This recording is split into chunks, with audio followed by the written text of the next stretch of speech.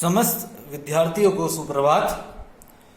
आज का जो हम ये अपना वीडियो बना रहे हैं ये मुख्यतः हिंदी माध्यम के अपने विद्यार्थियों के लिए बना रहे हैं, क्योंकि हिंदी माध्यम के विद्यार्थियों के द्वारा मुझे काफ़ी संदेश प्राप्त हुए जिसमें उन्होंने मुझसे आग्रह किया कि सर कि हमारे लिए एक वीडियो बनाया जाए जो पूर्णतः हिंदी माध्यम के बच्चों के लिए हो। तो जो आज हम विषय ले रहे हैं वो है 12वीं की अर्थशास्त्र। जो खंड हम ले रहे हैं वो है खंड अ सूक्ष्म अर्थशास्त्र, और जिस चीज का हम अध्ययन आज हम यहां पे करेंगे वो है मांग एवं मांग का नियम। तो क्या आप तैयार हैं? सब बच्चों की आवाज नहीं सुन सकता हूं। तैयार हैं सब? ठीक है, चलिए शुरुआत करते हैं। सबसे पहले तो जैसे हमारे अध्ययन का नाम है मांग एवं मांग का नियम, तो सबसे पहले चीज आती है कि मांग क्या है। किसी भी वस्तु की एक निश्चित कीमत पर और निश्चित समय पर मांगी जाने वाली वस्तु को ही हम मांग कहते हैं। अब मांग को प्रभावी होने के लिए क्या क्या चीजों का होना अनिवार्य है? पहला, वस्तु की इच्छा। जब व्यक्ति वस्तु खरीदना चाहता है तभी वो उसको खरीदेगा। दूसरा, वस्तु क्रय के लिए पर्याप्त साधन।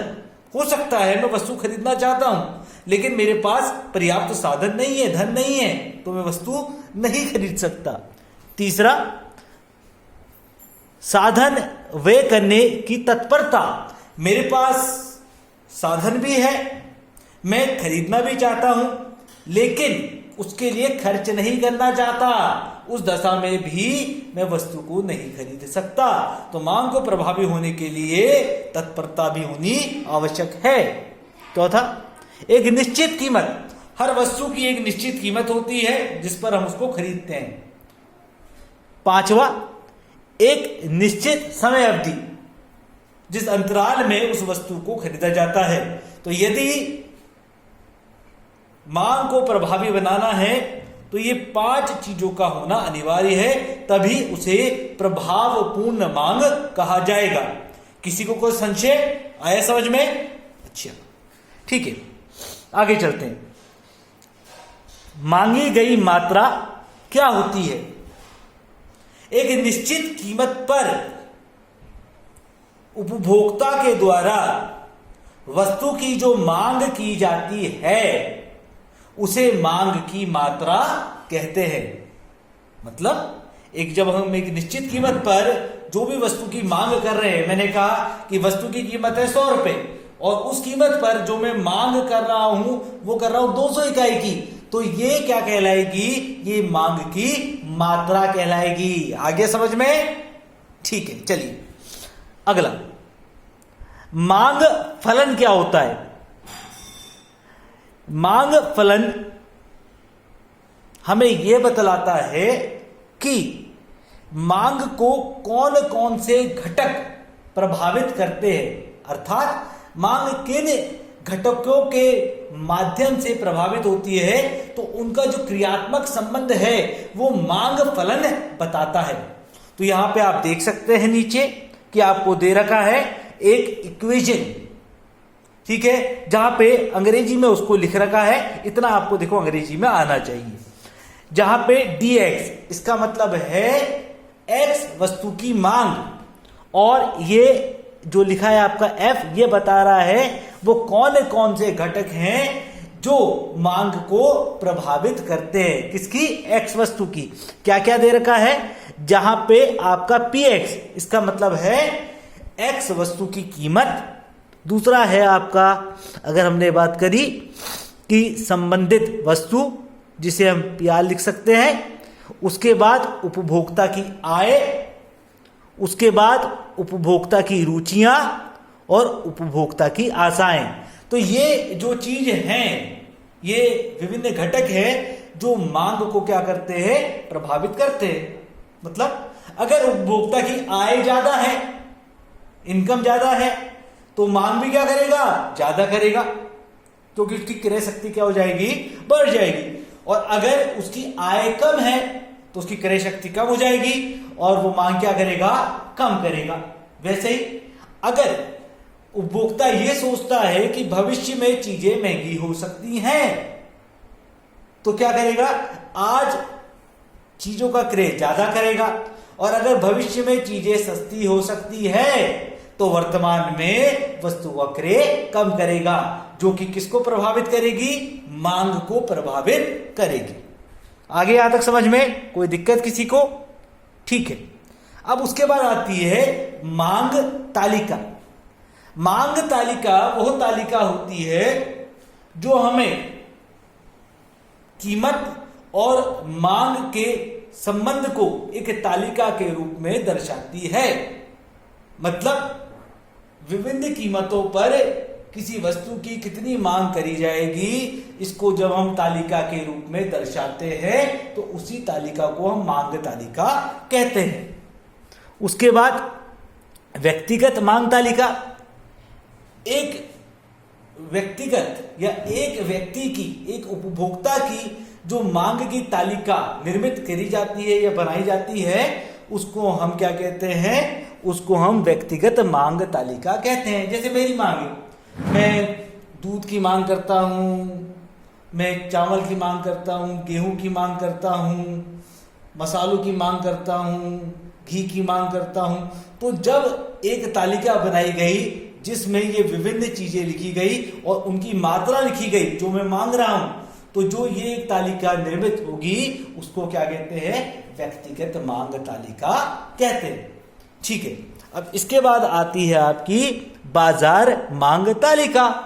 बाजार मांग तालिका क्या है, जब विभिन्न व्यक्तिगत मांगों को हम एक साथ जोड़ देते हैं तो वो क्या बन जाती है, बाजार की मांग। जैसे बाजार है क्या, एक विभिन्न दुकानों का समूह जो होता है उसको हम बाजार कहते हैं। वैसे ही एक दुकानदार ने कहा कि यार दूध की मांग कितनी है, इतनी है। उसने कैसे निकाली, जो विभिन्न उपभोक्ता मांग कर रहे हैं, जब उस मांग को उसने जोड़ दिया तो वो क्या बन गई, उसकी संपूर्ण मांग बन गई। तो जब विभिन्न उपभोक्ताओं की व्यक्तिगत मांगों को एक साथ जोड़ दिया जाता है तो जो मांग निकल के आती है उसे बाजार मांग कहते हैं, और जिस तालिका में उसको दर्शाया जाता है उसे बाजार तालिका कहा जाता है। आए यहां तक समझ में सबको? ठीक है, चलिए आगे चलते हैं। अब मांग वक्र क्या है,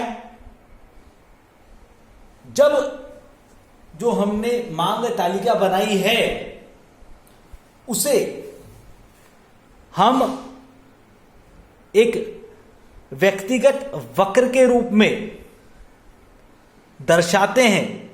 मतलब एक कर्व के माध्यम से उसको जब दर्शाया जा रहा है तो उसको क्या कहते हैं, मांग वक्र कहते हैं। क्या कहते हैं उसे, मांग वक्र कहते हैं। उसके बाद बाजार मांग वक्र क्या है, वही बाजार मांग तालिका को जब एक वक्र के रूप में दर्शाया जा रहा है तो उसको हम क्या कहते हैं, बाजार मांग वक्र कहते हैं। अब चीज आती कि मांग का नियम क्या है। मांग का नियम कहता है कि जब किसी वस्तु की कीमतें बढ़ती हैं तो वस्तु की मांग घट जाती है, और जब किसी वस्तु की कीमतें घटती है तो मांग बढ़ जाती है। समझे, कीमतें घटने पर मांग बढ़ती है और कीमतें बढ़ने पर मांग घटती है। जब अन्य बातें सामान्य रहती हैं, अन्य बातें क्या है, वो जो घटकों की बात हमने करी थी, उपभोक्ता की आय, संबंधित वस्तु, ये सब चीजें क्या है, एक घटक है। जब ये एक इनमें कोई परिवर्तन नहीं आता तो मांग का नियम क्या कहता है कि कीमतों के बढ़ने से मांग घटती है और कीमतों के घटने से मांग बढ़ती है। आगे समझ में यहां तक? और जब इसी को हम एक तरीके से एक चित्र के माध्यम से दर्शा देते हैं तो उसी को हम क्या कहते हैं, मांग वक्र कहते हैं। ठीक है, नेक्स्ट में आए। यहां तक कोई समस्या तो नहीं है किसी को, कोई दिक्कत किसी को? ठीक है, चलो इसके बाद हम आ रहे हैं आपके नेक्स्ट पॉइंट पे। ठीक है, यहां तक आ रहा है, सबको समझ में नहीं आ रहा है? आ रहा है ना? ठीक है, चलिए अब इसके बाद आया कि मांग वक्र का जो ढलान है वो ऋणात्मक क्यों होता है। मतलब ऋणात्मक का मतलब यहां पे है कि नीचे को आते हुए क्यों होता है। अब देखिए, मैंने जो आपको परिभाषा दी उसी में इसका उत्तर छिपा हुआ है। कीमत और मांग के मध्य कैसा संबंध है? नकारात्मक संबंध है, अर्थात कीमतें बढ़ने से मांग घटती है और कीमतें घटने से मांग बढ़ती है।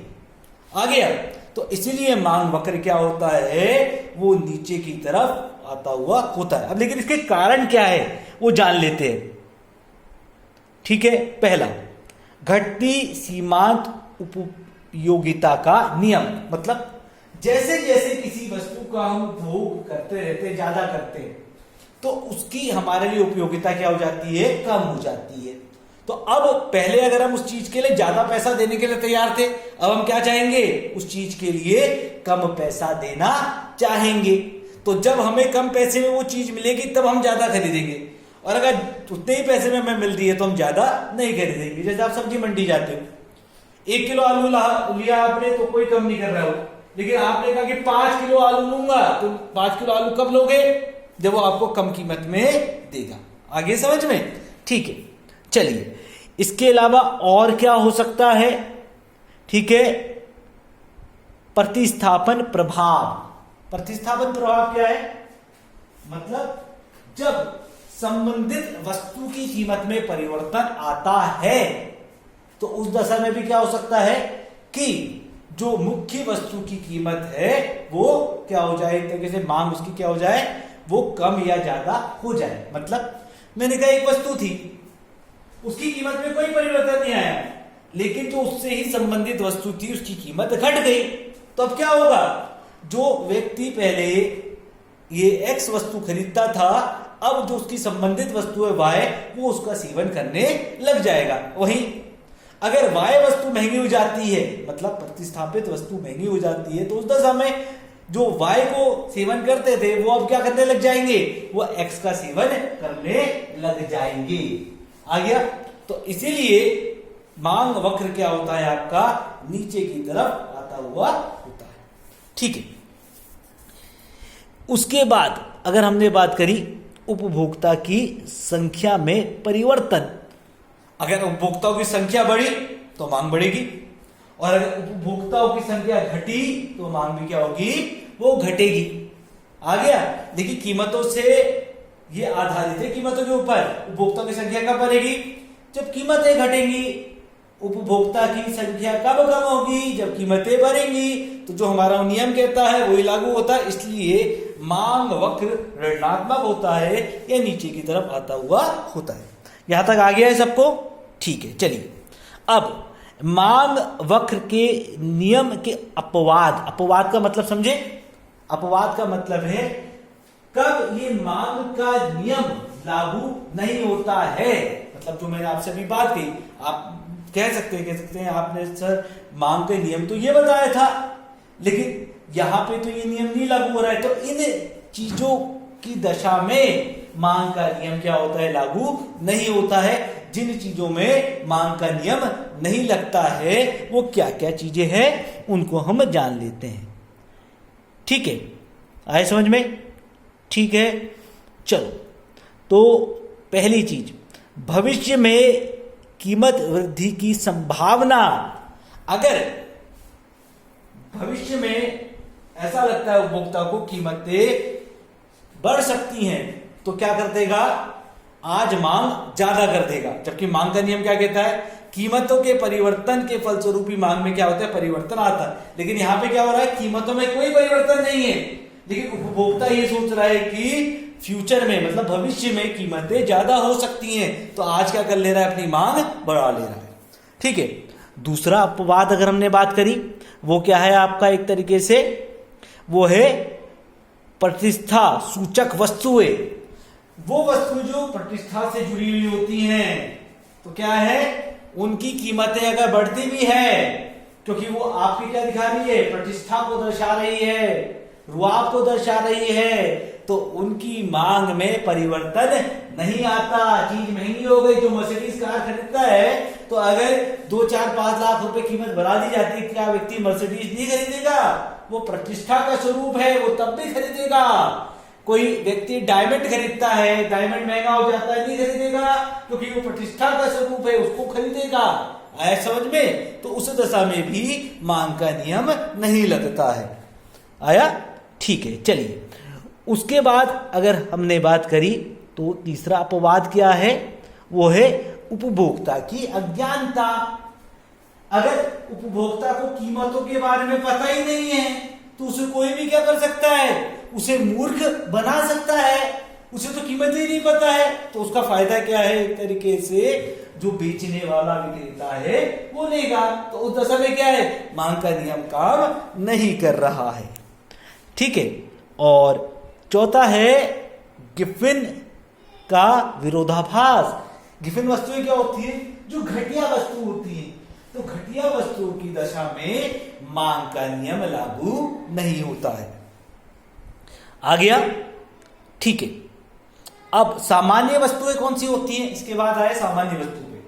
वो वस्तुएं जो वस्तुओं में मांग का नियम लागू होता है, उन्हें हम सामान्य वस्तु कहते हैं। मतलब अच्छी गुणवत्ता की वस्तुओं को सामान्य वस्तु कहा जाता है। गिफिन वस्तुएं कौन सी हुई, घटिया वस्तुएं, जिनको अच्छी गुणवत्ता का नहीं माना जाता है, तो उन वस्तुओं की दशा में मांग का नियम लागू नहीं होता है।